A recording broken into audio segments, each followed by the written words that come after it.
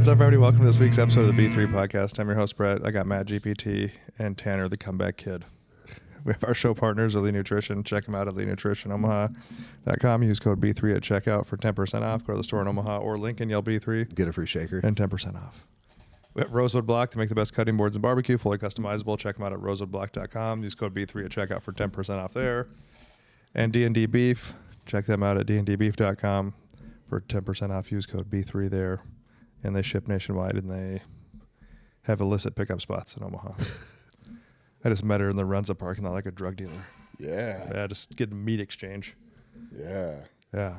Did you have it all banded up? Have the cash just banded up in rubber bands? No, I'd use a gift card prior to. But I did give a guy a baggie of money the other day for a vehicle. So it was pretty cool. He had to take it to the bank like that. Just a gallon bag with money in it. Were they all just crumpled?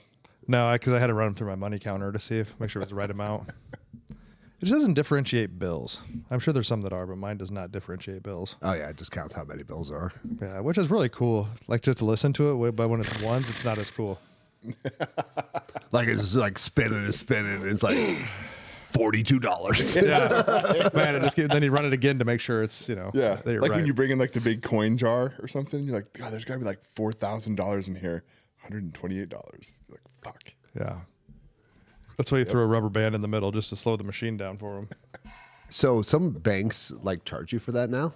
Really? Yeah. Yeah. I went to Coinstar last time and they fuck you too, but They take like 20%, don't they?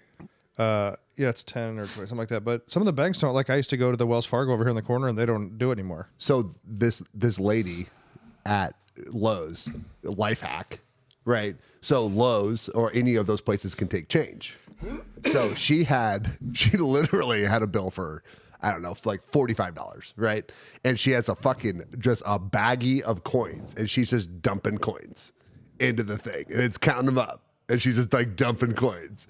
And then it says like, it has reached the limit. It was like $25 or $30 or whatever. And I'm like, I was like, what? I was like, are you doing that because you can't exchange them? She goes, yeah, banks want to charge you. So I found that you can just use them here. So I just use them. So like Lowe's has the coin counter? Well, on a self-checkout, right? On the self-checkout to pay. So she was just dumping coins in the fucking thing. And then when she got to the limit, then she just used her card for the rest. She goes, yeah, I just use the coins until they tell me I can't. And then I'm like, wow. They're going to shut that shit down. I was like, that is 4D chess right there. So she must have maxed out the machine. She did. So no one else can use change on that machine. Right. Yeah, they're going to shut that shit down.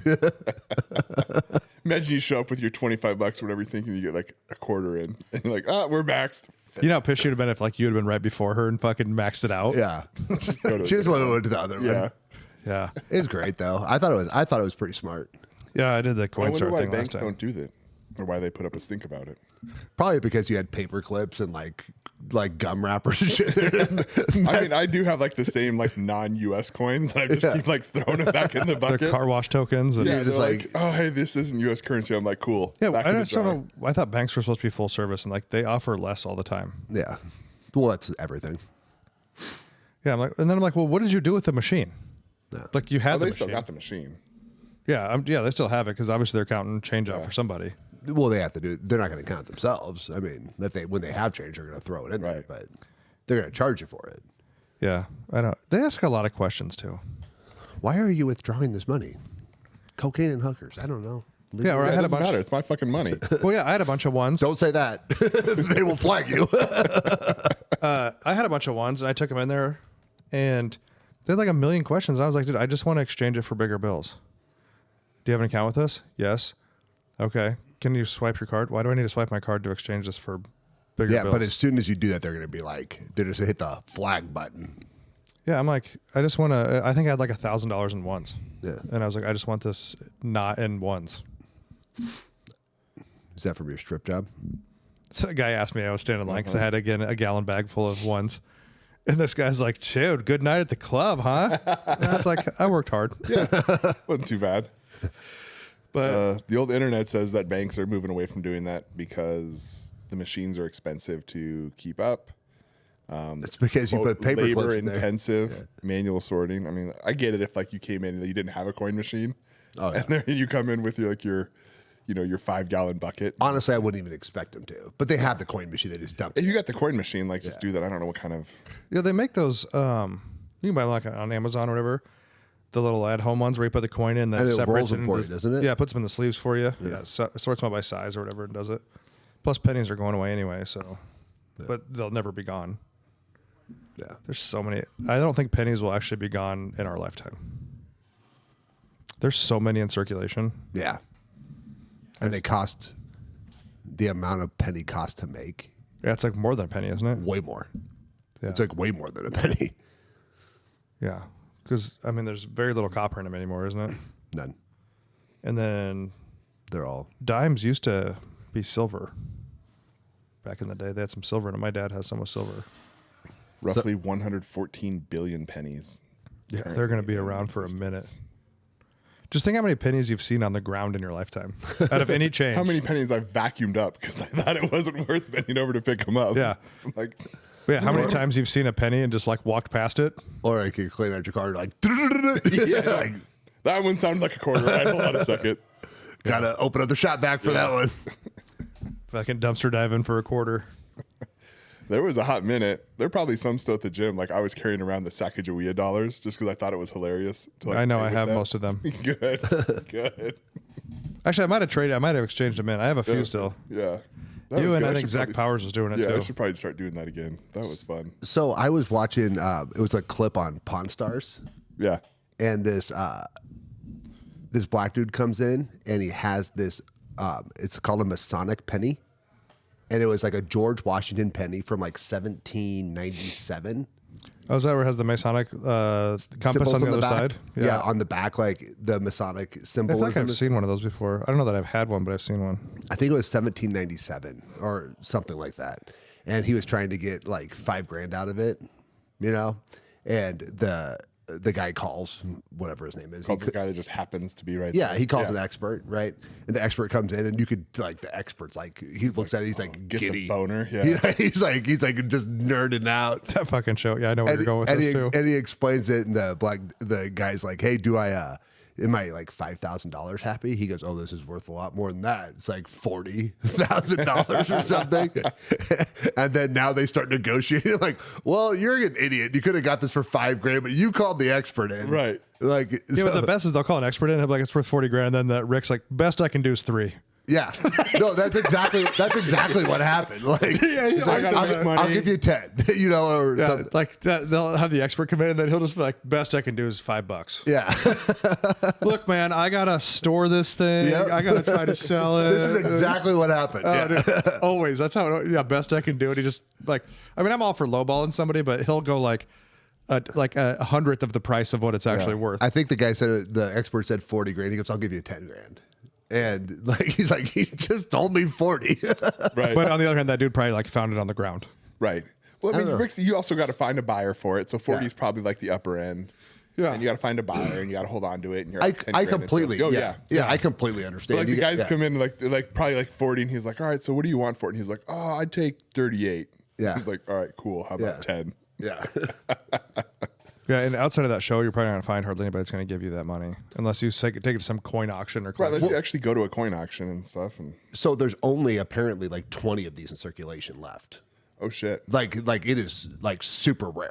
So like the guy will be able to flip, like Yeah. sell it. Like if he goes to the market to sell it Yeah. to people who value those things, he's going to sell it for way more than that. Was But it like in pristine condition? it was in great condition. And it was real. It was Was it PSA rated? You can get like everything PSA graded. So I saw Michael Jordan rookie card. What were some of the brands of cards? It was one of the Tops, Fleer. Fleer. Fleer's the red one, I think, that you're probably is that like the main one where he's dunking on it. Yeah, I think it was a Fleer rookie That thing was card. worth like 25 G's back in the day when I was a kid. So one of them is worth like $2 million if it's rated 10. But if it's rated 9, it's like 20 grand. Yeah. Right. So it's like, Yeah. That's like that Honus Wagner card. There's only like 4 of them. yeah. Yeah, because he had one of them destroyed because they spelled his name wrong or did something. Yeah. Yeah. Yeah, that little tiny one right there. You're looking at Honus Wagner. The most expensive baseball card ever sold was a 1952 Topps Mickey Mantle, which fetched $12.6 million. Good Lord. Graded SGC 9.5 Mint Plus. That's crazy. What will Honus go for there? Oh, how do you spell the last name? And it's on the card right there. I can't see. Click the picture. Those are all Mickey Mantles. That right there is Honus Wagner. This guy? Yeah. I don't know. Won't let me zoom in on it. There. Now scroll. Scroll. There, okay. Just says Wagner. No Honus. Wagner. Pittsburgh. Oh. No first name. Internet will figure it out for me. Yeah. I remember back in the day, I think Wayne Gretzky had one of those, and David Copperfield ripped it up and put it back together. I saw it live on TV. So He folded it and ripped it and then put it back together and ironed it with his hands. 1909, 1911 Honus Wagner card is the holy grail of sports collectibles, with prices ranging from $1 million for low-grade copies to a record $7.25 million for high-grade copies. Yeah, and it was something was printed wrong on it. He wanted them destroyed or something like that. Yep. Yeah. Oh, the highest Honus Wagner card also sold in 2022, the same year and auction as the Mickey Mantle card. someone has way too much money to spend $12 billion on a baseball card. Well, and collectibles go through weird phases. Like cards are back. Like cards like a big thing again. Yeah.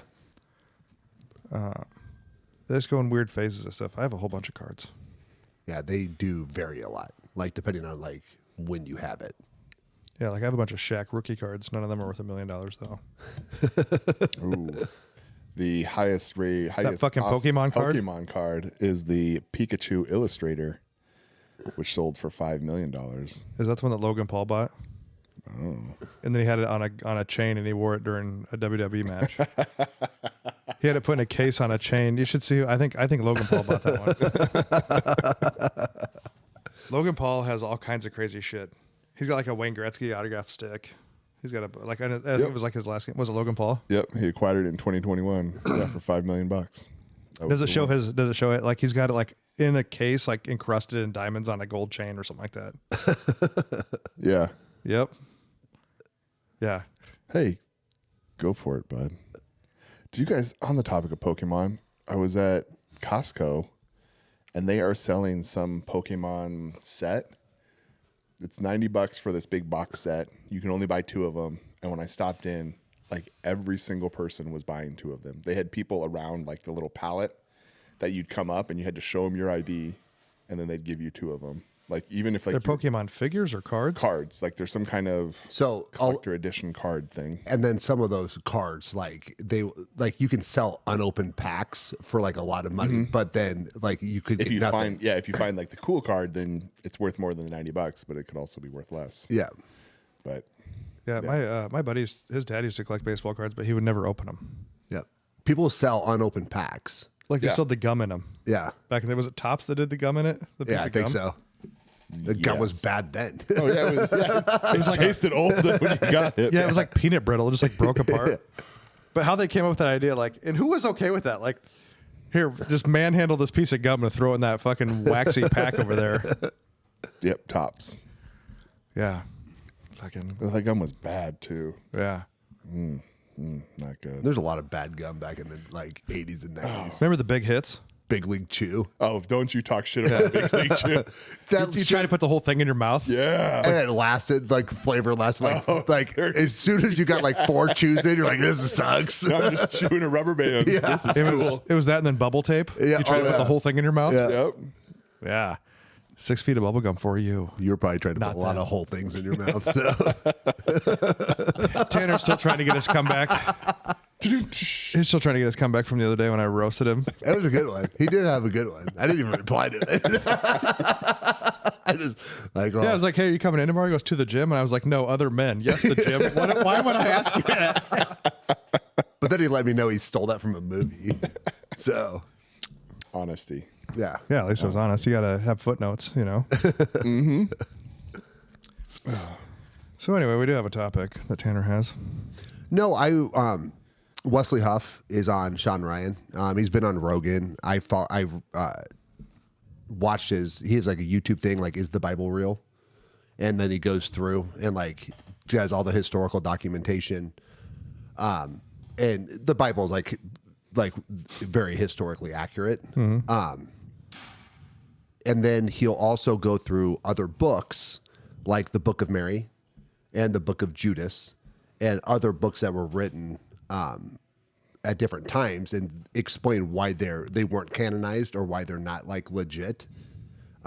He's a linguist, so he will find, so like if we were telling a story like about now, but like let's just say it's 200 years from now and we're using like, you know, Matt, Brett, and Tanner as names, but then like whatever the names popular in 200 years are every other person, he can tell when something was written. So like the Book of Mary wasn't written in like first century, like Matthew, Mark, Luke, and John.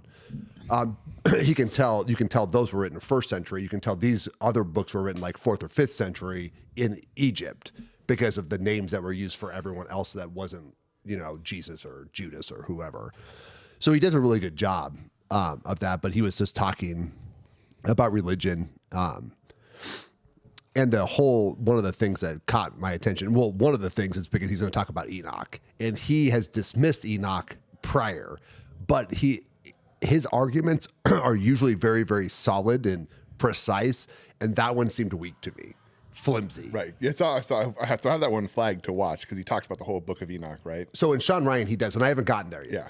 Because I was going to listen to the whole thing before instead of just like jumping to the part I wanted to listen to. This is all I want. What actually is what I really thought about doing. Lucky I was driving and I couldn't scroll while I was driving, or I probably would have. But his argument that I heard first was flimsy. It was just like, it almost was like, because I said so and I'm an expert, you know, and that's like not his normal argument. Yeah. Like he's usually very good. I've seen him debate people and he's like very good about it. And I don't understand why Enoch's not in there because it's referenced so many times. Like why it's not a canonized book. Yeah. Like there has to be. What's some of his arguments for, so when he talks about books that aren't canonized, is he supporting like, hey, this is why it's not the book? Like, so why, like just now you don't have to go into like all the details, but like what are some of his general reasons, like why certain books are not? The main reason is that it wasn't like firsthand knowledge. Okay. So it couldn't have been firsthand knowledge because of when it was written. So like Matthew, Mark, Luke, and John are all written like between, I mean, I guess it's accepted they were all written like first century. Okay. Like 65 to like 100 AD, right? Like in that time frame. So they would assume that this was firsthand knowledge and a firsthand book. Some of the other books are written outside of that time frame, so they're written like in the 400s or 500s, and not written written in Egypt or written somewhere else. So that's his main explanation, is that they're not firsthand knowledge. And those all like, but they got kind of excluded from their back at, because aren't there some like older, like, because the King James is the version that's the popular one today, like that's the book. So, but prior to that, there were versions of the Bible that had some of these other books in there. So the Ethiopian Bible has Enoch in it. Yeah. And the Ethiopian Bible predates the King James version. Right. But there's other versions of the Bible that predate the King James version. Yes. Right. And those, I presume, would have some of those. Some and like they mix and match of like what's in there. Yep.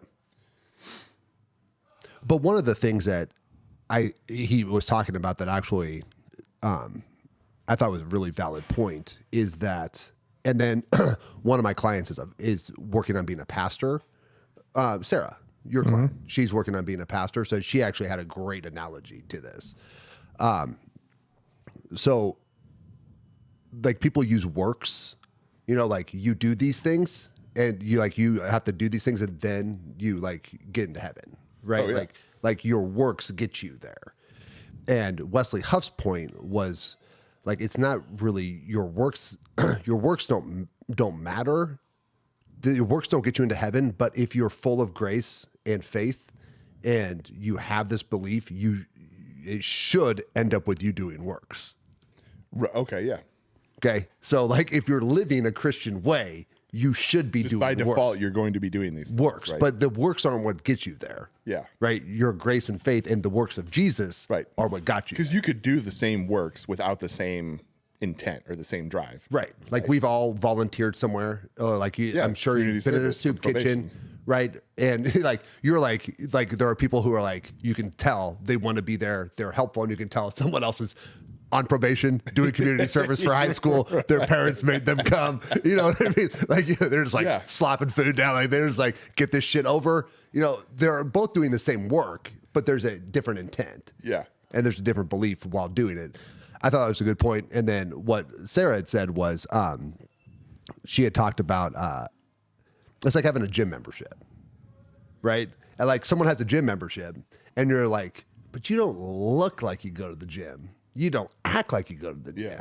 So it's like these people that are going to church. Like you wear the gym shirt, but you don't go to. But you're not following like a gym life. Yeah. And I'm like, that's a really good analogy, especially for simple-minded people like us. Like it works really well.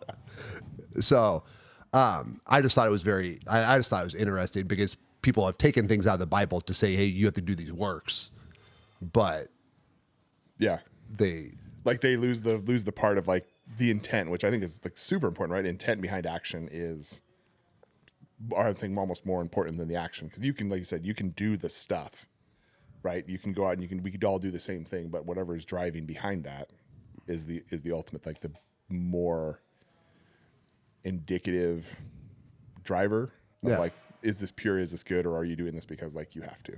Well, we all know people, right, in social media highlights this, that every good deed they do has to be published.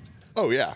You know what I mean? It's like, so like, why are you doing this? Are you doing this because of the deed, or are you doing this because of the recognition of the deed? Right. Right. And I think there's a difference. Yeah. Would you still do this? Would you still do that if no one would see it? Right. And I think when it comes to religion, I think that is the thing that helps, that is helpful for society, is that like having that faith and having that grace and believing those things, and then like doing things for like someone's always watching you. You know what I mean? Like if like you a moral compass. Yeah. And there, like, it is like the moral compass of Christianity is good. Yeah, like I always say that at the minimum, I think religion gives people a moral compass, even if you don't like, you know, full on, like you said, all the works in the deed. But if it gives you even a moral compass of like, I shouldn't be a shitty person because someone's always watching, kind of a thing. Now, I'm not saying that should be the only rean, but I think it does help a lot. But I think that's like, if you're acting to do something in fear of punishment, like I still think that falls under like doing it with the wrong intent. But well, I mean, I just think it stops you from doing things. You know what I mean? Like I think some people, it like stops them from doing things. So I remember like when like Nicole and I like we had just like moved in together and we were getting stuff at Target, right? And we had a bunch of stuff in the cart, and we got out to the car and I realized that the stuff on the bottom of the cart did not get checked out. Mm-hmm. So I loaded everything up and I went back in. Yeah. And I think she was like, wow, that's like, you could have easily just walked off. Oh, with yeah. that. But it wasn't like, I didn't have a fear of being punished. I just had this like, it's like in my stomach, this is wrong. Yeah, this is the wrong thing. Like, this And is other not people right. be like, well, it's Target. Like Target has that's irrelevant. I don't Right. care who it is. Yeah. I don't care if it's Target. I don't care if I forgot to pay for a water here. You know what I mean? Like it doesn't matter. Mm-hmm. When I was doing a bunch of work over the summer, like building that outdoor kitchen, I got home one day and I had an extra 2x4. And when I was like counting them out, I was like, there's one more. Like 2 days later, when I went back to Lowe's, because you know when you're doing a project, you're at Lowe's like every fucking 12 minutes. Yeah. I was like, I owe you for one of these 2x4s, and the guy's like, okay. I'm like, and it's not that I had a fear of being punished. Yeah. But to your point, a moral compass isn't really a fear of being punished. It's just this like feeling in your stomach or in your brain that you just like it's wrong. And it doesn't matter if the company's worth $1 billion. It still wasn't yours. Right. Now, what would you do if they would have scanned the 2x4 and it came up 0? Would you have? What do you? Oh, I tell them it's wrong. I'll argue. But what if I know? But what if they're like, well, like I don't know, I just rang up 0. So Well, I was like, on the sign it says it's $2.99, so charge me $2.99. Like it's I don't like it. Like it literally puts a feeling in my, like this is not right. And like I have done it before to where like I mean at Home Depot, you know those tin things, like those like sheets of tin. Have you ever tried to pull them out? They suck.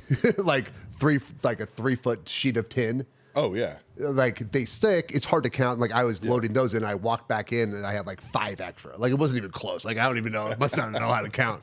And I walked back in. And I said, I did not pay for these. And she's like, you just took them out. I was like, but these ones, I loaded what I paid for. Yeah. These ones I did not. These pay were for. accidental. Like These were. yeah. I'm sorry.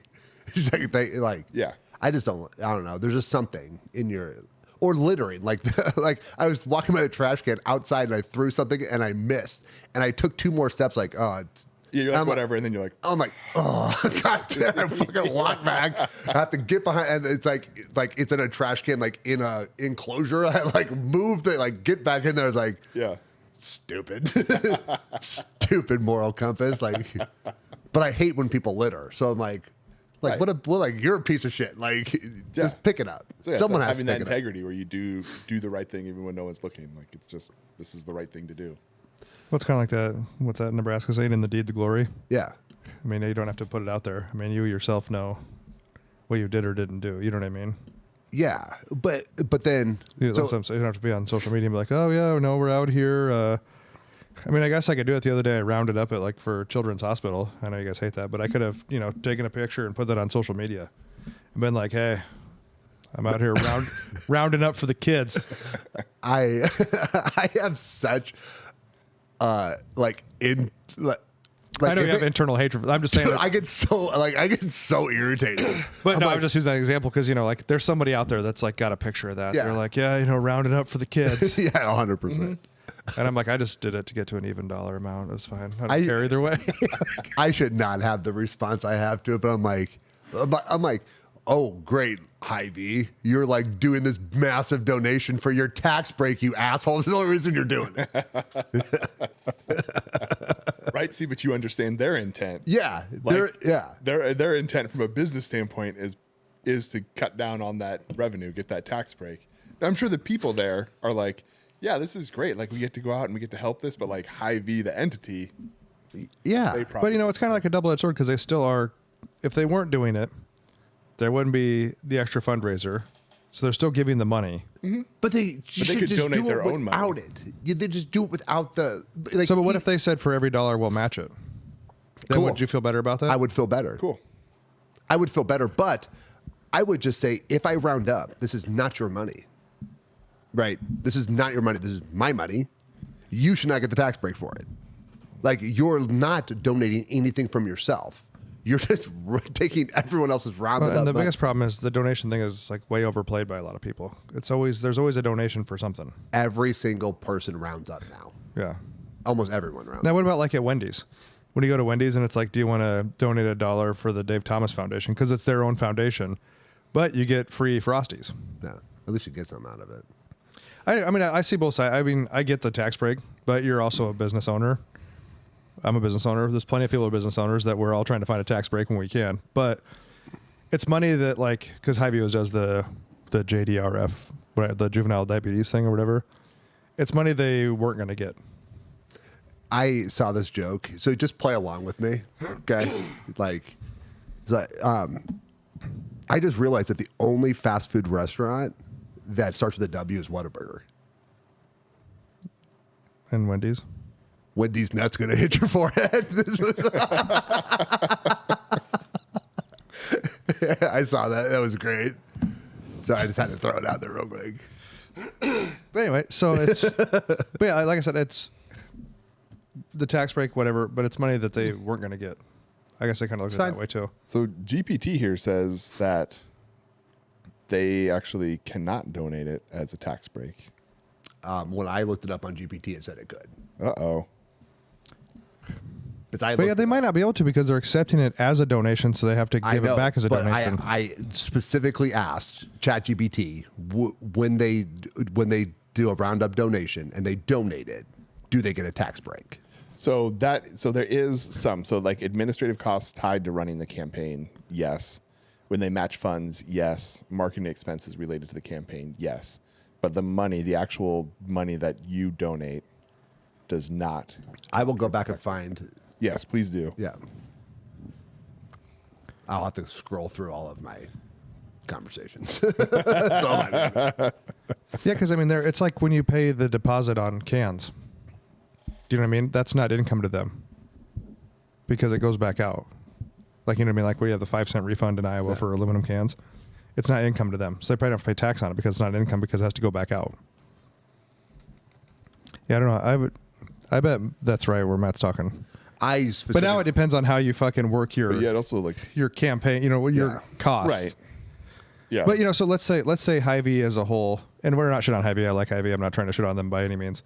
But let's say across their company they raised $20 million for JD or whatever, right? And they say, well, we had $5 million in those little shoes you get to put your name on. Yeah. And then administrative cost. It's still $15 million going to juvenile diabetes that probably wasn't going to go. Because I'm not going to send $1. Because none of us are going to send $1 to juvenile diabetes because we're like, I'm not mailing a fucking $1 to juvenile diabetes. You know what I mean? Yeah. But if you get a centralized location to collect the money. So now if that's true, Matt, does that change your idea of rounding up then? Not necessarily. Like I always do like at Cabela's for conservation. Like, so conservation, yeah. I mean, in most instances, I think most charitable organizations are wildly inefficient with their money. Yes. And so, like, I would rather pick and choose where I'm donating my time and money. So, I mean, I guess it's the same thing. So I don't have it against them because. And now I wonder if something like Hy-Vee would be different because they're not trying to play as a charitable. It's just something they're doing off to the side. They're doing off to the side, but whatever they're donating to. Yeah. Right. So like, it's like, you know what I mean? So it's like, are they giving more money? You know what I mean? But then, like you said, once it gets to the. Yeah. So, like, if it's not getting a tax break, like, that's cool. But it's still, like, most of the major charitable organizations that they partner with, Yes. I think are wildly inefficient with the money that they get. And so I would rather be more strategic. And so maybe it's not so, maybe my gripe with them isn't that they're getting the tax break. It's more like I just am not a general fan of supporting some of these big organizations, these big charitable organizations, because they're just not efficient with the money. Like, there's better uses for it. Yeah. I am all for donations. I'm all for donating. I just think that if you're going to donate, you should 100% check on how much of your money goes to the actual cause and how much is administration, because there are websites that will tell you.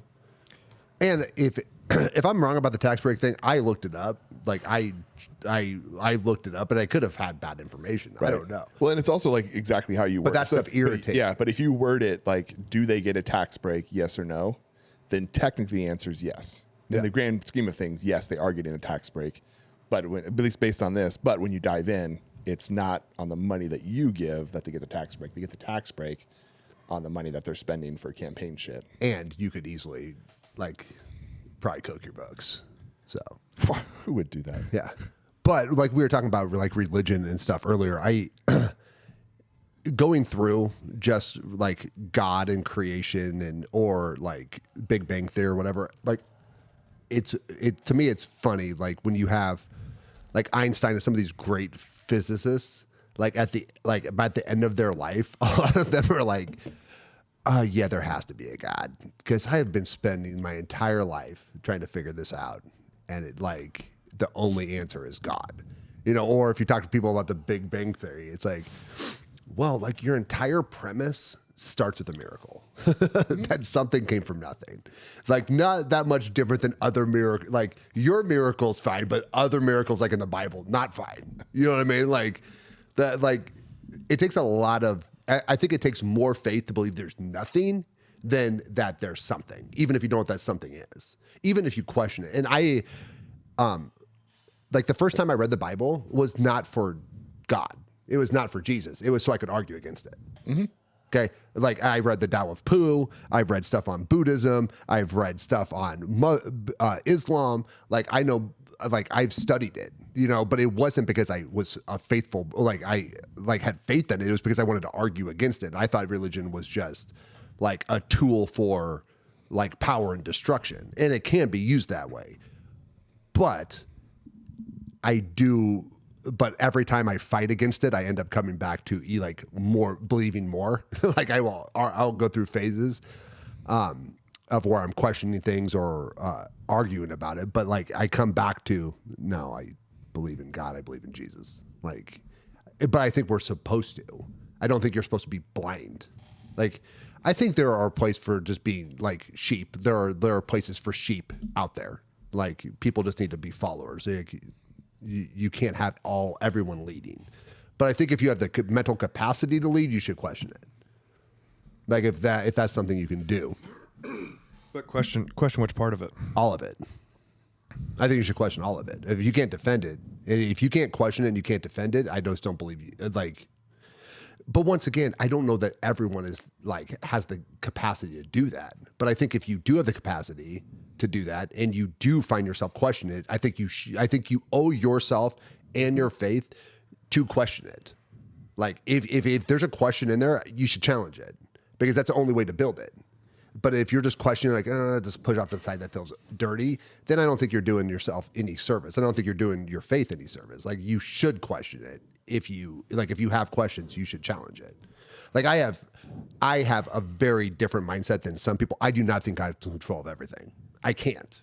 In my head, I cannot. There's too much evil. Children getting molested at Christian camp. Well, I think that's where free will kind of. Yeah, but I just don't think God's a puppeteer. Like, because to me, I can't, like, I would have a really hard time justifying. I don't think it's a puppeteer. I think I think your life is kind of late. I think you have a death date. Oh, you can, but like everything's already destined. Everything's already happened. You know what I mean? Like there are people who believe this, that like everything that's going to happen has already been predestined. Why are we I think that's Calvinism, right? Like you like to believe in like predestination. Yeah. Everything's already plotted out. But there are people who believe that God already has part of God's plan. I'm like, I don't think like raping an 11-year-old girl being sex trafficked is a plan. Like, I don't think that's a plan I want to be in any fucking part of. You know, so like I do not believe that there is a plan. I do believe that you may have like an overall plan, you know, like you're gonna get here, but like all the little steps along the way or all these like I cannot think that this stuff's predestined. I can't think that some 5-year-old getting leukemia and dying is predestined. How does that marry into people who, like a church who has like a prayer group for someone who's sick and then that person miraculously recovers?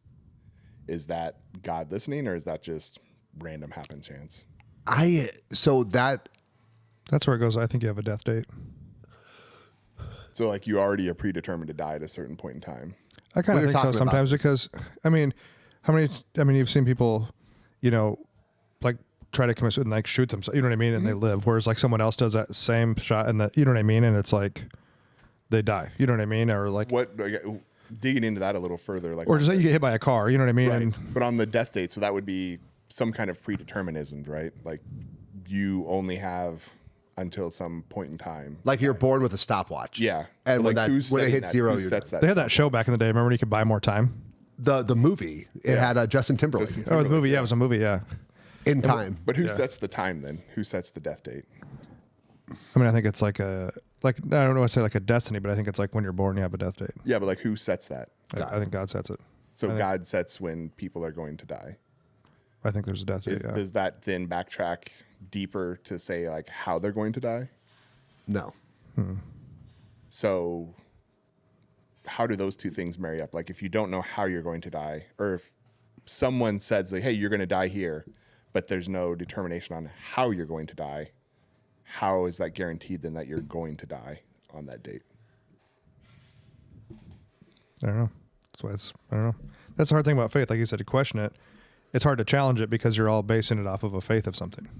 Right, but that's what I think you should challenge, because like those are thoughts to have. Because like to me, but it's kind of like a conspiracy theory. You're never going to get an answer. But you're just kind of arguing in circles. Like those two things don't. My conspiracy theory is about like 1,000. Yeah, but I'm saying, but you're never going to get answers because you're not going to know until you die. Right. So then I would go back to challenge. Then what's the support for having a death date? Like where does that support come from? Oh, I'm not saying there's like some written thing. I just think you have a death date. I don't. Right, but I guess looking. And my thing is just because you see things happen, you could see the exact same thing happen to two different people. Yeah. And one dies and one lives. Yeah. Like it was like their time. Yeah. Do you know what I mean? Like. Okay. And that's the only reason I think that, because it's just like, or you can look at miracles, but I just think it's, you see too many instances, the same things happen and half die, half don't.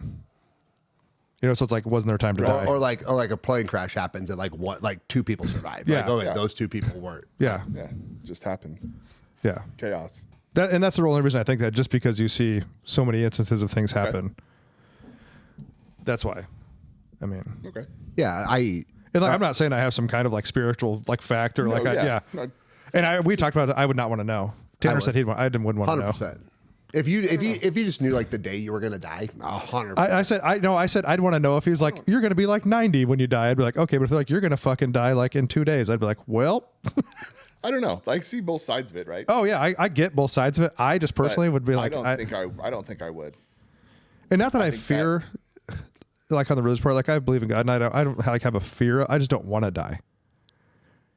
I have a lot of, and I'm not saying like heaven's not going to be, well, hopefully, like heaven's not going to be like like great and wonderful, right? Like it's talked, like like it's talked about, but like I also have like I enjoy my life. I enjoy my friends, family. You know what I mean? Like, oh, 100%. Like yeah. So I'm not like, yeah, I'm good to die tomorrow. No, it's not like a fear of dying. I just don't want to die. Yeah, same. I don't want. I have no fear of it. Yeah, I just don't. I don't have a fear of it. I don't want to, because there's things I like about this earthly. I mean, like I love my family. Like, Yeah, I love, like- Yeah. Yeah, I love like the community, like just like the things I have in my life. I have a lot of love for things, but I don't. But the thing about heaven is that where a lot of my challenge comes is you don't possibly know what it is, but we have to put a human feeling on it, right? And I think that's where some people question. It's like, well, that doesn't make any sense. Freaking gold plated roads and unicorns, like, or whatever, like. Yeah, that part I don't care. If I get to go see my my family or my pets or whatever, like hey, that's great, man. You know what I mean? If that's what it is, like. But these are all the things that we have to think because we're human. Yeah. Right. We can't possibly grasp what it is. I heard like an analogy. It's like when you're like an unborn child, right? We know that they have brain activity. We know they dream. We know they have thoughts. Okay, we know this. But they can't possibly know this. Right. Right? Like when you're in a uterus, you cannot possibly know this. So you're hearing voices, right? But like, are you dreaming of your hand? Like, is your hand your friend? Because it's the only thing you can see. But you cannot possibly know this exists. Do you think that's like being blind your whole life? No. Because you don't visually really know what anything looks like. You don't visually know what things look like, but I could touch Matt's face, or you know what I mean? Or I could kind of feel that something's round. I could grab an apple and be like, oh, it's, you know what I mean? But until someone tells you, like as a kid, you don't know what round is. Right. Like if I'm blind and until I'm like 1, where you're kind of still like, if I grab this like can, I don't know that it's like a cylinder shaped unless someone tells you. Unless my parents have told It's me. all reference. So there's Plato has the allegory of the cave. Have you guys heard that? Yep. And stuff. So it's like, essentially you have like 3 people who are in a cave and all they see is a wall and there's light coming in from the outside of the cave, but all they see is shadows. So they have like no reference to what this stuff is. And so like that extends back to that, like without reference, without understanding like the broader context, like you just have to make up what this stuff is. So it's like to them in the cave, the shadows on the wall are all that existence is. And he goes on and a couple people get out and they come back and try to tell the other guy like how great it was and stuff. And he's like, no, like this is reality. The cave wall is the reality. But I mean, I remember being younger and just like looking at a book and like pretending to read, but having like no idea. The same idea until you learn. You know what I mean? Or you're 2 and you're grabbing the paper and you're sitting there like your dad. Yeah, you're just staring at it. It could be wallpaper for all you know. Like it's just fucking shapes, and I'm like, I have not the slightest clue. It's all lined up really well. You know what I mean? Like, but putting it together, it's all kind of the same until you learn it. Well, and I just think that since we have no clue that it is like, and I don't even think that people who question it or doubt it or like, I don't have a negative thought, but I think you should question it. There have been times in my life where I have severely questioned it. Like I said, my only point of reading the Bible the first time was just to complain about it. Like it was just so I could argue against it. But I think like Einstein or C.S. Lewis or like some of these people who are like, or people, the Case for Christ, I think was, there's a book and the guy started to point out why it was bullshit and ended up convincing himself of it. You know what I mean? Like, so there is this thing where I think you should challenge it, but I do think it takes a lot of faith to believe that there's nothing. Well, what I don't like is where people, like we were talking about, like the prayer groups, or people like, if you're like, say someone's talking to Matt and Matt's like, oh, well, I'm atheist, like, I'll pray for you. Well, that's kind of like assholey, like to say it that way, because you're kind of being judgmental, which you're not supposed to do. Like, if you want to pray for someone, you don't need to say it like in an assholey way, like, because they don't believe, like, I'll pray for you. Like, you can just be like, oh, okay. And then, like, if you want to, like, if you're praying and you're like, hey, you know, you're praying, you're like, hey, I know he's not a believer, but hopefully he can, you know, whatever you want to, however your conversation with God goes, but like, I just think that's kind of assholey. Now, it's different if someone's sick and we're like, hey, we'll pray for you. Like, well, I think it like goes back to what we were talking about earlier, is like intent, right? Yeah. Like if I'm like if, let's just say like I've had this like biblical experience, and like I have seen, you know, because people have these, right? They have seen it, and like I'm saying it, but I'll pray that you have that experience. You know what I mean? That you can see this, that you can feel this. I don't think it's a bad thing. It's like, well, but like if you're like all judged, like, oh, I'll pray for you going to hell. well, you know, that's how it always sounds like. There's yeah. like, I'll pray for you. And it's like, okay, well, you could, but now it's different if you're like, oh yeah, I found out I have this terminal illness. And like, oh, we'll pray for you, you know, which I think it's actually a sin to say you'll pray for someone and not do it. I think that's actually a sin to say it and not do it. So I have maybe, because there have been times where like I'll be like, you know, like thoughts and prayer, like you, or whatever, or like praying for you, and then it's like I will immediately be like, well, I better do this because or I'm just an asshole. I mean, I don't think it's like one of the 7 deadly sins, but I think it's like a very much like a. It's one of those other things that like hits my stomach. Like Yeah. I said, I'm gonna, like if you're just don't say it if you're not gonna do it. Then you run into like, how long are you supposed to pray for them? Do you know what I mean? Like, am I supposed to do it till they're better or they're dead? Am I supposed to just like just just get like one in there and be like, So the old interweb says that it could be considered a sin. It's like Not a one lie. of- It's not one of the basically a major lie. ones. Yeah, it's like a broken commitment rooted in dishonesty and careless apathy. now So- where are you at on organized religion? This is always a hot topic though, because I'm very against. I think organized religion has a place, and it can have a good place and it can have a bad place. I don't like using Jesus or religion or whatever as a weapon. Like, to me, it is anti all of that, right? So I don't want to ever use Christianity or other religions when I see other religions using like Islam or whatever as like, or like as a weapon to take over and control. Then I'm like, this is where I was anti-religion growing up, right? Because I saw all the negative. There's a lot of positive too. And just because someone's using it negatively doesn't mean Christianity is negative. It just means this person's an asshole. yeah. You know, so like you don't have to like throw out the baby with the bathwater. Like you can say that, yes, it was used negatively. You had said something earlier, like one of my hardest things is that I guess with prayer, I don't know if this is a personal problem, but like would feel like if I prayed for something, I don't know. It's like the survivor's guilt. Like why would prayers work for me but not for you? Mm-hmm. You know what I mean? Or like everyone gets prayed for. Why does this 2-year-old die and this like, and then like some scumbag on death row like gets cured from cancer? You know what I mean? Like, But you know what you're talking about, that kind of goes back to where you're talking about like kind of God's plan or whatever. And yeah, obviously you don't want 5-year-olds to die of leukemia or like some girl to get trafficked and raped.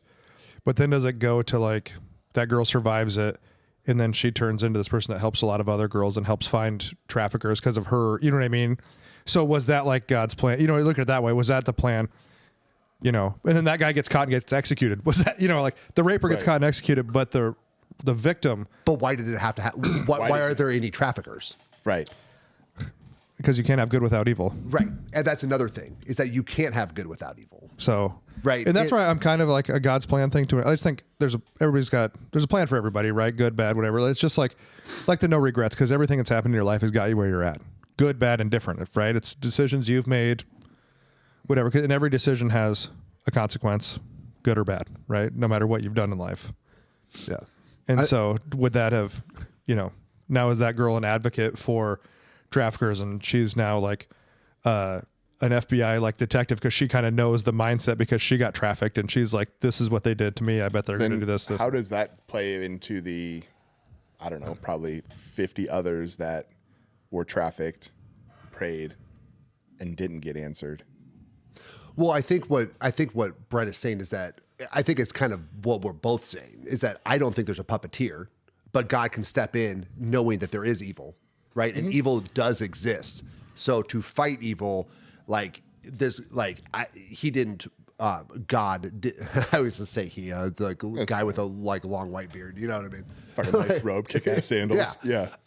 But he's like, okay, well, this evil's happening. This girl is going to be able to help against this evil. She's going to be the light in the darkness. Yeah, right. But you can't have light without darkness. You So can't I think everything stems to something else. You know what I mean? Like the girls that didn't survive, maybe then her parents or her brother does something and saves someone. You know what I mean? Like, does it change the outcome of? I think that feels like a big stretch to say like every negative thing that happens has some positive downstream.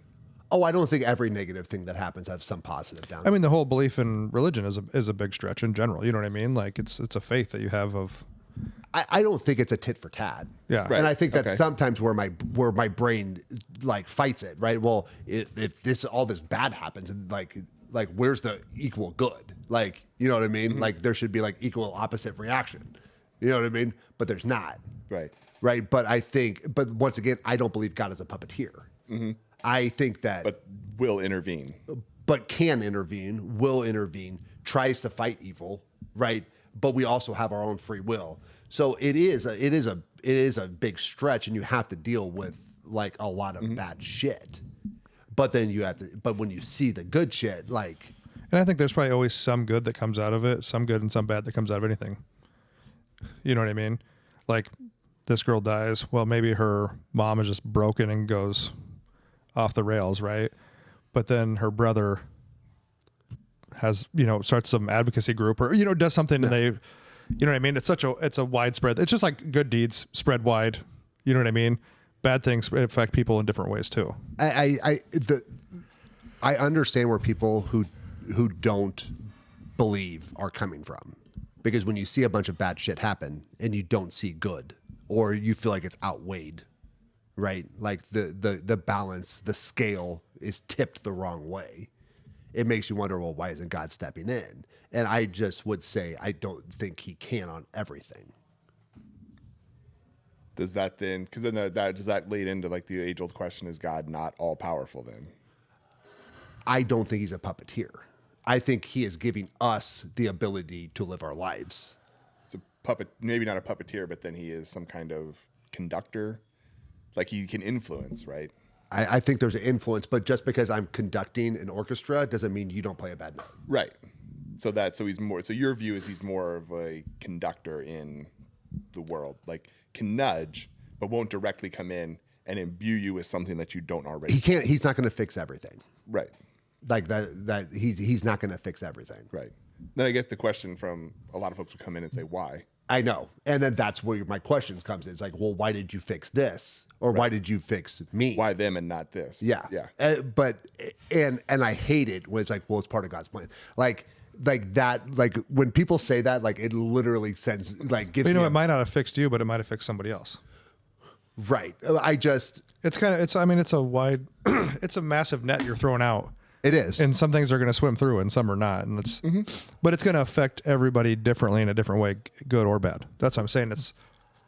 But just like with so I do a lot of things scientifically, logically, right? Just like evolution, like there is a gap to get to humans.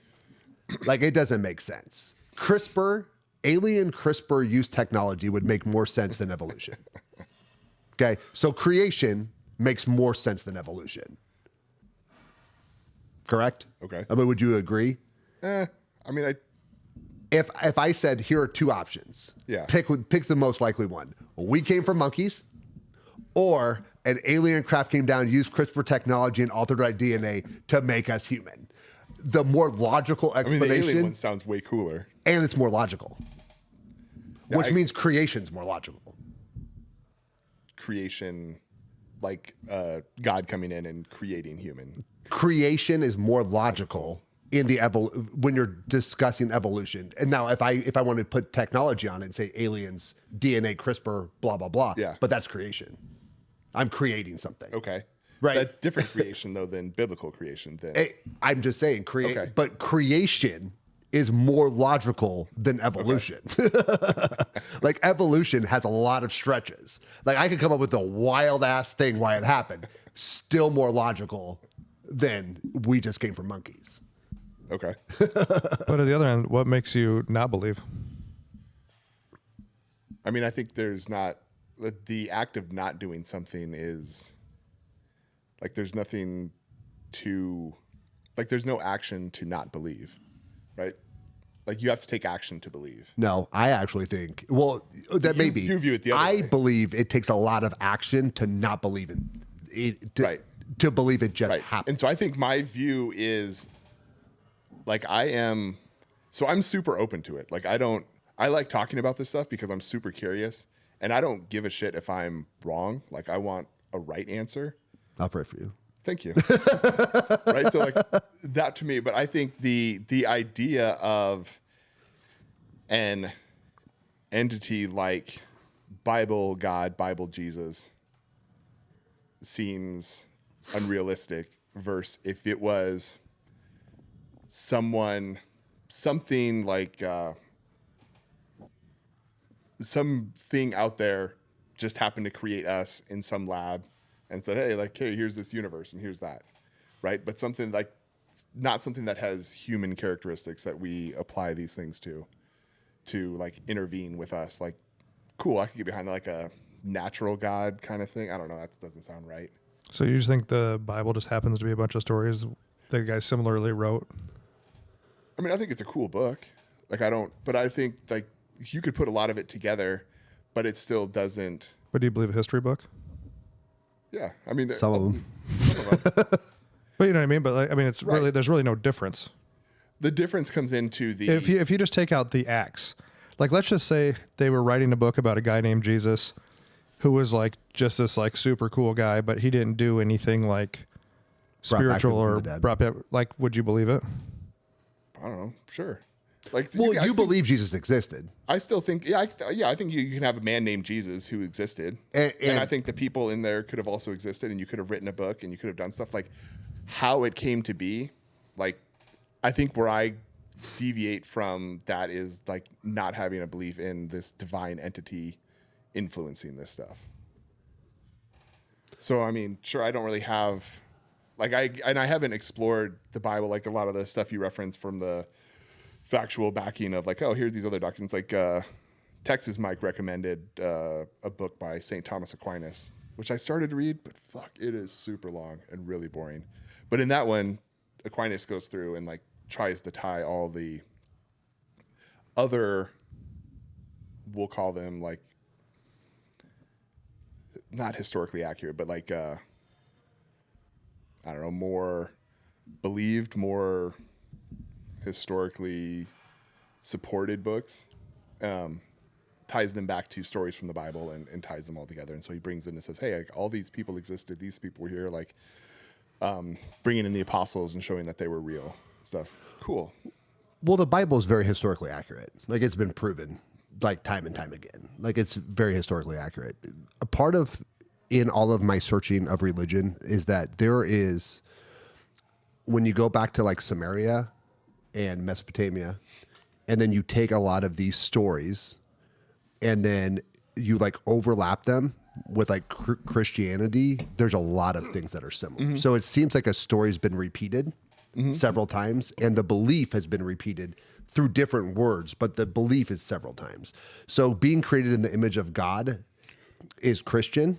It's also Sumerian, right? And it's also mentioned in other religions. Yeah. Okay. It was in same thing for like Romans, Greeks, like, right. Yeah, in the image of God. Yep. In the Right. image of, yeah. So so you can take that back to the Anunnaki, right? And you can take that to Christianity.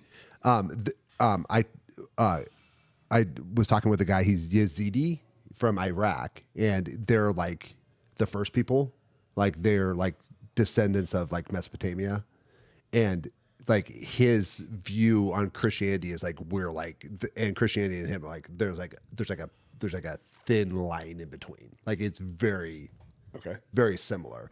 A lot of these things are repeated several times, and stories are repeated several times in all different cultures, right?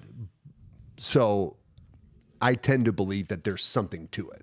I don't take any story or any legend or the Bible or anything else and I deem them all based in truth. Okay. Okay. It doesn't have to mean they're literally true. It just means I deem them all based in truth. Fair. They came from somewhere. Yep. So if it comes from somewhere, then I start like putting pieces together, and like it does lead to, in my opinion, leads to a creator. Through a lot of like not just one point, but through a lot of points all coming to the same conclusion.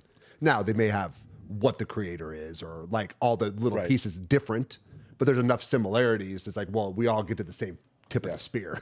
And how would you approach the counterpoint that a lot of the stories, and maybe not like about like the flood or like things that are, I don't know, call them natural disaster, natural thing, but like that we were created in a God image is more just human nature and trying to understand what's going on and trying to like put purpose to the world. And so we say, okay, yeah, I don't understand this stuff.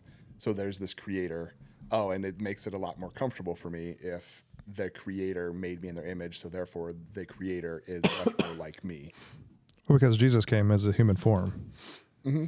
And so he looked like, I mean, a human. So obviously he would, that's where the idea, I believe, of the human form. Well, but like a lot of the stories about God, humans being created in some kind of God's image, all of those came up long before Jesus came around. Well, so in like back to like Anunnaki, right? Humans were created in the image of their creator to do slave work, to do work on earth, right? Like we were created to do the chores, to mine the gold. Well, that actually gets to a book that was that's a book that was on with that as a premise, that we were here to mine gold. And actually, us valuing gold makes more sense that we were created to mine it, and that's why it's been valuable, than gold is actually valuable because it's worthless. That's kind of useless. Actually, silver is more useful than gold is. Gold's just super shiny and rare. Well, but there is something about gold that makes sense for money, is that it's the only, gold and platinum are the only two things that will never degrade. They cannot degrade, and there's limited amounts. So like blockchain, it's like Earth's blockchain, right? There's a limited amount of it, and it can never degrade, and it's very unique. So it does make sense as a currency, but it also makes sense as we were created to mine gold for the alien technology for their spaceships, because gold's very valuable in tech. What if people just found gold and they're like, oh, like you find shiny rocks, like, oh, this is super rare, like people would want this, and so like they just find gold and they're like, oh, this is fancy, I like to have this. I think if you're walking, jewelry. I think if you're walking through like the field and you find some gold, and then you come up to me and you're like, hey, I'll trade you this gold for your sheep, I'm gonna be like, fuck you, I can eat my sheep. You know what I mean? So I think there's I think there's something different. Everything's always been that way. Nothing's worth anything of any value unless somebody wants to buy it from you. Yeah, I think there was or trade you for it. Yeah, I just think there was a reason gold became it. You know, I can be like super logical. It's like it doesn't degrade. There's a limited amount, but they wouldn't have known that when they found it, right? That's something we know now. Right. But like I could also say aliens were using us for slave to take gold because it worked in their computers. That actually makes sense. But you know, like I said, I go back to like the whole like history thing. Like we believe that like there were the great battles in the Colosseum. We'll believe those stories that were written, but it's hard to. But somebody will say, "Well, I don't believe that Jesus made that blind man see." Well, multiple people wrote, the same stories, but we won't believe that. But we'll believe that this dude like fought a lion in the Colosseum and beat it. Yeah. Well, the Bible involves essentially magic, and most of the other history books don't. You don't think it's magical for a dude to beat a lion in the Colosseum? No, because no. There's a lot of magic in a lot of different books. I mean, but in historical, what would we consider historical reference books?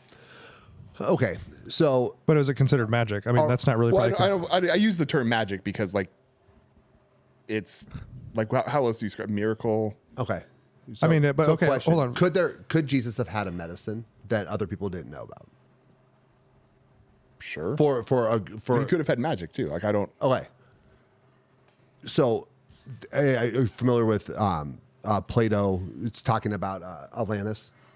Little bits. So how the story kind of starts with Solon talking about it is that how Atlantis ended was that there was I'm not even gonna say the names. There was a kid on Earth who wanted to know his father. Okay, his mother would not tell him who his father was. He was told when he was like 18 that his father was the sun god. Okay, so he was going to go find his father. So he got in his chariot with horses and he flew to the sun to find his father. On the way there, he turned into a ball of fire and came crashing to earth and hit the ground. And his sisters were so sad in the heavens that they cried and flooded the earth with their tears. Okay. Okay. Is that literally true? Mm-hmm. Probably not. Could there have been a comet that came down, fucking hit the ground and created a flood? Yes. Sure. So that's how, like even if I want to be completely logical and it wasn't magic, there could have been he was using a herb that we know today that would cure it, right? Like the plague. Okay. The bubonic plague comes around all the fucking time. Yeah. It doesn't kill anybody anymore. So if he has medicines though, like just say like he had medicine, whatever, he can do that stuff. Does that not reduce the diminish the like holiness of his actions then? God created it and God told him to use it. No. I mean, Everything on earth, like, But it was like the book is showing his but that seems like it would reduce Jesus' specialness because anyone could have done it. I'm just saying that you could go 100% and say, hey, this is what happened, but dismissing it doesn't make sense. Dismissing it takes more faith than to try and explain it in a different way. But You know even what I'm saying? take the like as magic. But look historically, you could say everybody had something magical about them. The guy that beat the lion in the Colosseum was the only guy to do it. The 300 Spartans that won, that shouldn't have won. George Washington leading the revolution. How did he get that many people to believe him that they could win? You could go to fucking Hitler. Hitler got all those people. He had something about it. Everybody historically, as a historical figure, has had something. You can call it special. I mean, Hitler obviously wasn't special, but you know what I mean? Had some characteristic about them. Like I said, George Washington convinced those dudes to sail through a frozen river at night for an attack. Yeah, and we've seen You and I could have been like, hey, times. man, let's sail over these guys. And be like, fuck you guys. I don't know you guys. Like, we're not doing that. Having inspirational characteristics and being able to do those kind of feats feel different than what the Bible is trying to portray Jesus was able to do. I'm just saying when you say that, it's an act of nothing, I think you actually have to say, like, I think if you were trying to figure it out, you would say he could have had a medicine, right? It's instead of, but I'm just like to say it didn't happen. I think takes more effort and more faith, and it's more of an action. Or maybe it is less of an act, but like your brain hasn't turned, like to me, it's like your brain's not turning on at all. Like you're not even trying to come up with an explanation. You know what I mean? Fair. Like you're not even, like people are just not even trying to, I'm not saying you as in you. I'm saying like the royal you. Like you're not even trying to come up with an explanation. Dismissing it actually, I don't know. I think it takes more faith to just dismiss it than to try and explain it. Yeah. To say nothing happened. That didn't happen. Could he have had it? Like there are possibilities. There are endless amount of possibilities. Because just like anything else historically, there's too many people that wrote about it for it to be completely made up. So it happened. It happened. It happened. Now you have We consider and say we don't know exactly how it happened, but some dude named Jesus came up to this person and they could see again after they were with him. right. So you can say, like, I guess in my brain, I can say Jesus cured them. Yeah. Right.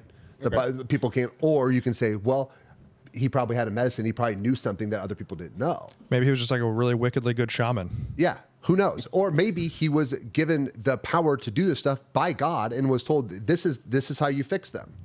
Right. I don't think that's any different. It would be magic at the time.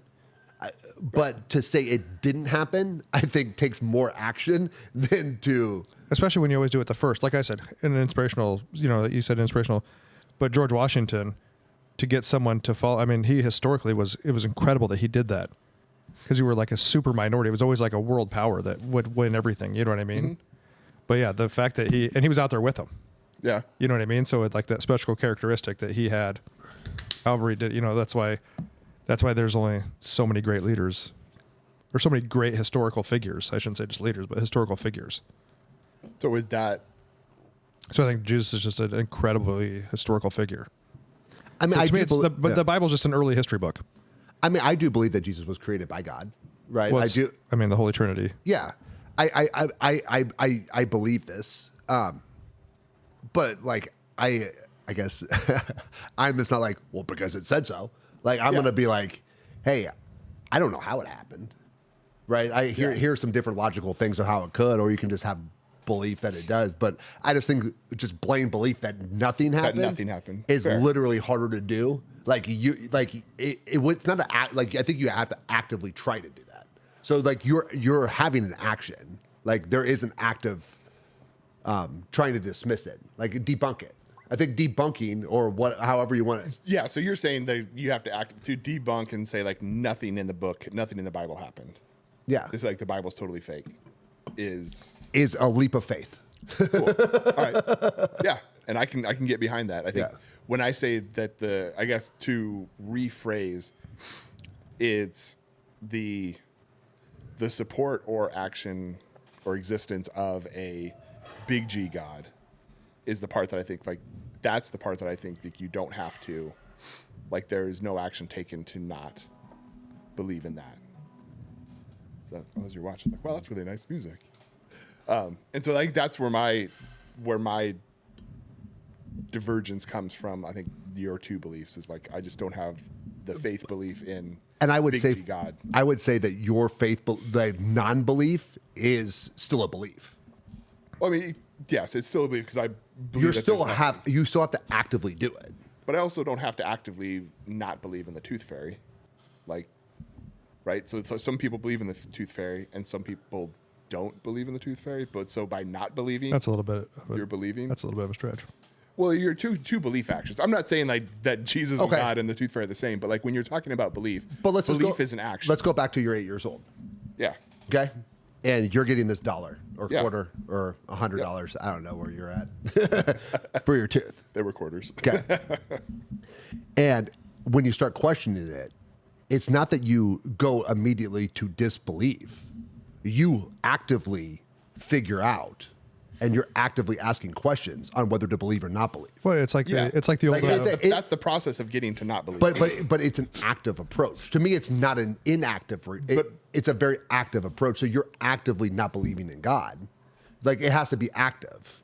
Well, so hold on. Let's back up and look at that a little bit. So believing in God, we're believing in. Let's use the tooth fairy because it's a lot easier, right? So tooth fairy, I believe there's a tooth fairy. Like I haven't seen the tooth fairy. I don't know. All I know is that my parents tell me, hey, put your fucking tooth under your pillow. Tooth fairy comes by, gives you a quarter. Cool. So I have this belief in a tooth fairy who gives me quarters when I lose my teeth. And then I start questioning it. And then from that, going from belief on the journey to not belief is action because you're questioning. And you're like, cool. Questioning this, doing actions, doing research, staying up late, keeping one eye open, trying to watch my parents. Well, it's like the old, we don't have a chimney, how does Santa get in? Right. And so you get to that part, but then your parents either tell you or you discover, and then you're like, oh, cool. So now I know, right? In that instance, you know that there's no tooth fairy. Yep. Right. And so you get to, no, I know like you can't know that there's no God. That's what my point was going to be, is that you never have. So to me, that the act of not believing has to be all the time. So you're saying, so you consider this more of an action of like still discovering that there is no, or on trying to discover, trying to prove. Since we don't, whether the tooth fairy is real or not. Yeah. We know whether Santa is real or not. There is an end, but none of us, no one can definitively say with 100% certainty, like, and have physical proof that there is not, or there is or is not a God. Okay. There's more proof that there is and that there isn't. Yeah, but 100% you could argue both ways. No one can argue that there's Santa Claus. Well, hold on a second. You know what Yeah. I'm saying? Like, it just can't happen. Yeah. Like, we're all like, we know that there's not, like, no one comes down the chimney and like twinkles his nose and fucking leaves me. Okay. Eats my fucking cookies. Yeah. Son of a bitch.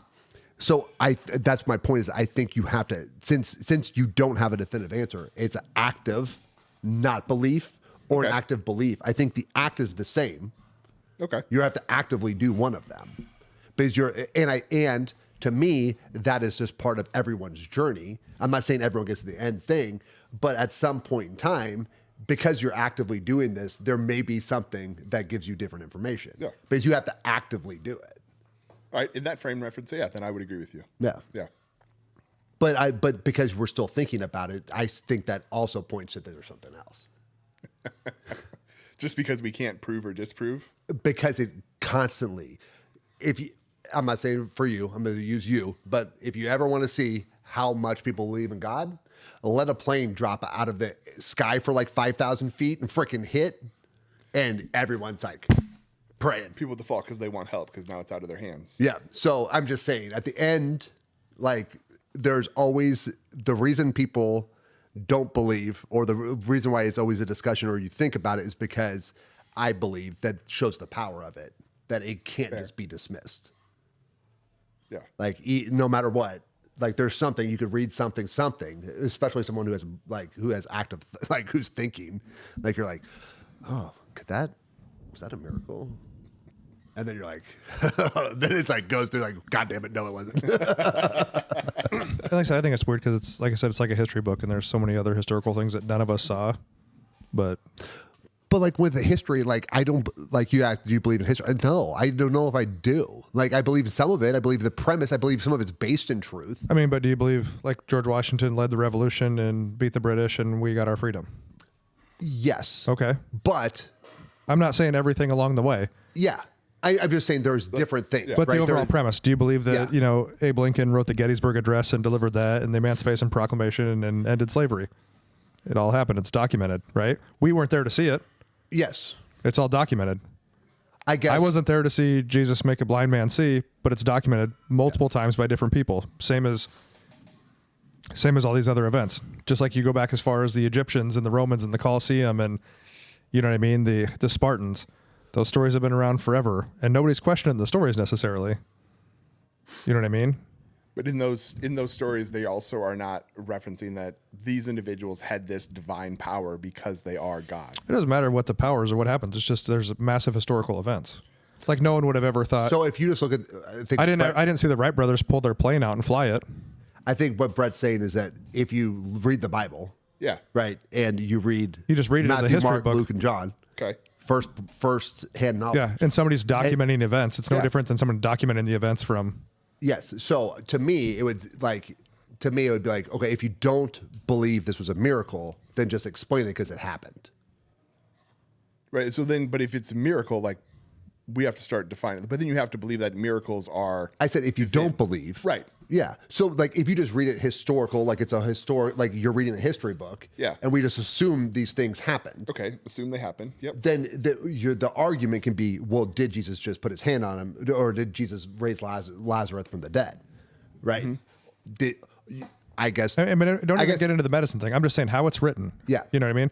And you could go back to the 70s. You could be as simple as like, oh yeah, they told me this guy, he's got a bench press record for this amount for the gym. I didn't see it happen, but I'm not going to say he didn't do it. Yeah. But I think the part where I'm missing on your argument, Brett, is that those are not claiming divine intervention to any extent. I'm not, but I'm saying people are just writing about an event. That doesn't mean it didn't happen. Right. But the power of the Bible is that it is claiming divine intervention, right? Yeah, but I'm saying somebody documented an event that happened, Okay. divine or not. So let's right? say that let's all say right now, we'll say everything in the Bible happened, right? Yeah. Okay, cool. So everything in the Bible happened. Now, the thing that makes the Bible different, in my view, from other historical books are that it claims divine intervention from a big G God, Sure. right? And that's, I think, where my... But how do you know in these other historical events there wasn't divine intervention that they just don't talk about? Well, I guess here's my point. Let's just say you don't believe that Jesus raised Lazarus from the dead with divine intervention. I think that your argument should be he probably used CPR and no one knew it. Cool, yeah. No, That's what I'm saying. Yeah. It's like we have to assume it happened. Okay. Like you have to Yeah. assume that he rose Lazarus from the dead. You can say, like, we know Jesus was born, right? You can say, like, Mary and Joseph just made him like the old-fashioned way. Somewhat, but we can't deny that Jesus was born. Right. You can say, I don't believe he was created by God. Yeah, I'm just saying divine or not. You're just saying you're looking at a situation of events Yeah. So that you were can, just documented events. so I rose Lazarus from the dead. Like the argument should be, well, he probably performed CPR and no one knew what CPR was. But then no one else has ever done that since then like that. Yeah. You know what I mean? And you know, like we said, you can talk about God being involved in things like we don't know. You can talk about like the 300, like the Spartans. Yeah. Should they have won that? Was there Well, divine I mean, intervention? the How do we Spartans know? had, like 10,000 other Greek soldiers with him. It wasn't just. But no, but you get what I'm saying, or you know what I mean? Or like the Wright brothers. I didn't see them fly the plane, but in all actually, Yeah, nobody probably thought they were going to. But they were Athenians. Yeah. They're not really soldiers. And that dude, you know what? And that 10,000 meat shields. and that dude sold them out. That dude sold them out. And they got the drop on him. Yeah, the little hobbit hunchback. God, What a jackass. he was. Yeah. So I mean, it's kind of, I guess, then that's why I kind of like if you're going to necessarily deny instances in that history book, then why don't you deny other instances? But here's the thing: I have no problem questioning it. Like I honestly have no problem questioning all of it. Just like, But like I said, but it's like, I don't have the answer. I could sit here and be like, George Washington didn't lead him. But then who did? Well, I don't fucking know. Well, they said he did. I don't know. yeah. So that's where I think there should be there should be Yeah. like give me a logical alternative And if you look at some explanation. crazy like stories in history, like Robert E. Lee should have won. Grant was an alcoholic and probably shouldn't have won. They got kind of lucky. He graduated with higher honors from West Point. Like Robert E. Lee was the better general, Yeah. and Grant just kind of got lucky. Well, it's the And same. you know what I mean? Like, and then then some people look at it now. Is it luck? Is it divine intervention? Is it whatever? You know what I mean? Well, it's the same thing with World War II. If Hitler doesn't invade Russia, they probably don't lose.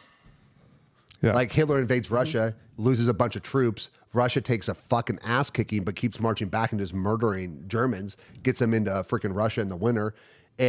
But that's not the story the story we have is that America came in to save the day. Well, history is written by the winners. Right. You know, and like the Civil War. And actually, the greatest asset that Grant got was the slaves being freed, because he figured out these guys can fight. Like we're gonna use these guys are gonna help us win the war. They're angry. Yeah. Like I remember watching one of the documentaries on it. And like there was like some attack, and one of the former slaves like picked up a gun and just roasted some guy, and he was like, "Oh, these dudes can shoot." He was like, "All right, you're gonna guard this area, help us get stuff over here." You know, so they just automatically gained like how many thousand troops. Yeah. But yeah, so I mean, it's just another. I wasn't there to see it though. I just don't think any story should be dismissed. Like, if you want to try and explain it through some other way, but I just believe that all these stories and all these legends, there's a based in truth, and they were passed by story. So the story may have some hyperbole, it may have some analogies, it may have some whatever, but like the events happened. And I just think that the number of people who have all historical events is always the number of people who saw and documented the same thing. You know what I mean? If it was just one person that was like, yo, I saw Tanner do 1,000 push-ups in one day. Who else saw it? Just me and him. I don't believe you. You know what I mean? But it's just so many people that didn't necessarily know each other have the same But document. if 10 people say it, then okay, then the question is, well, how? Well, he did sets of 10 for 100. Yeah. You know what I mean? Over the course. And you're like, oh, okay. You know, like you start trying to figure out how instead of just that 1,000 push-ups. Yeah. He did 100 sets of 10 over the course of 10 hours. Oh, okay. That's probably doable. Like, okay, maybe I can math that. Yeah. So I don't know. I was going to go somewhere else, but I think we've probably talked a lot about this. It's an interesting topic for sure. It is. It is. I find it really interesting. Like I really enjoy talking. Like I said, I'm curious for all things. Like I want to know, but I want to know like all the things, and I have no problem. You know, maybe Tanner, I think it's divine intervention that your situation didn't go the other way. Could be. And, you know, I'm not opposed to that. I'm I'm obviously happy it went that way. Yeah. So I was like, oh wait, the flood, right? Younger Dryas impact theory. Okay. That's science. It was dismissed as craziness. But what I always in my head said was there's 126 flood stories. throughout the entire world that all kind of, there was a flood. God was mad. So two people got on a boat, whether it was husband and wife, whether it was brother and sister, whether it was just whoever. Two people got in a boat, took some animals, sent some birds. Bird didn't come back, found land, we're good, ended up on a fucking mountain. Okay, there's like 128 versions of that story. Yeah. Like to assume that 128 cultures just made up a fucking flood is just dumb. Now you don't have to assume, you don't have to say that everything happened, but we know there's a flood. Like we do know that. Yeah. When did it happen? How, like, scientifically prove it? I don't care. Let's go find it. Now, whether that was God getting rid of the Nephilim, right? Or whatever. I love how you get the little sparkle in your eye anytime like Nephilim and Anunnaki come up, like ding, ding, ding. Well, there's a lot. Like if you just like dive into it, like it makes a lot of sense. There's a lot of things that are making sense. Well, I also don't, like, this is my personal belief. I don't believe that Genesis says in the beginning. I don't think it starts that way. I think it starts in a beginning. And I think it was a beginning, a rebirth of human, another chance. Because I think it's ended time and time and time again. And Genesis and Adam and Jesus were, this is this section of time's This chance cycle after. to get it right. Yeah.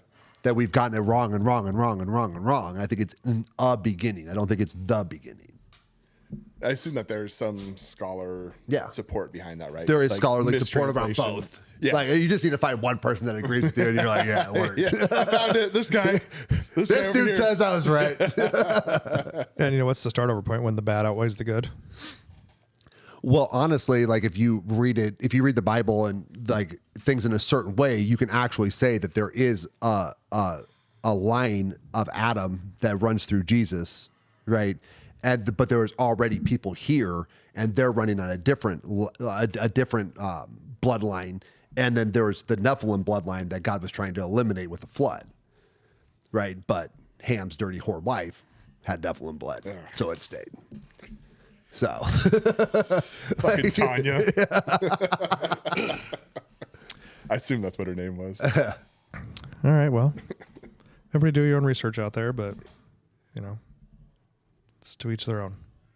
I honestly think questioning and asking questions and trying to figure things out and trying to prove things wrong, admitting when maybe you had something wrong, maybe like, oh, maybe this is right. Like having an open mind and like, I think that's all part of it. I think it's part of it. I think that's what God asked you to do. I think God asked you to question him. I don't think God's offended by me questioning him. I don't Pretty confident in his. Yeah, I think he's like, all right, like, give me your opinion. Like, all right, make your argument. Like, I don't think he's going to be like, you know, like, I'm like, out of Fucking Tanner got me. Like 8 billion people on this point, like Tanner roasted me. Like, you know, like, That motherfucker. Yeah. Hell with you. yeah, I don't think that's it. I think if there was a conversation, it'd be like, okay, give me your point. Like, let's talk about this.